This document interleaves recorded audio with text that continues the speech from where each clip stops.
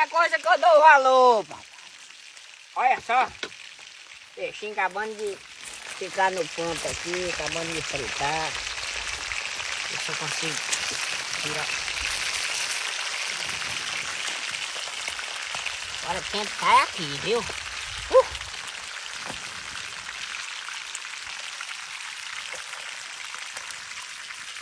Qualidade total, papai. Quem tiver o tempo e um lugarzinho bom assim pra ir pescar, das coisas que eu aconselho, das coisas que eu dou valor.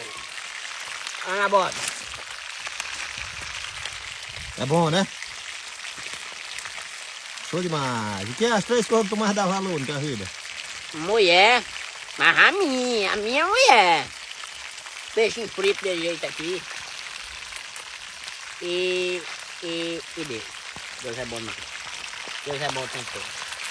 Eita, Ridão!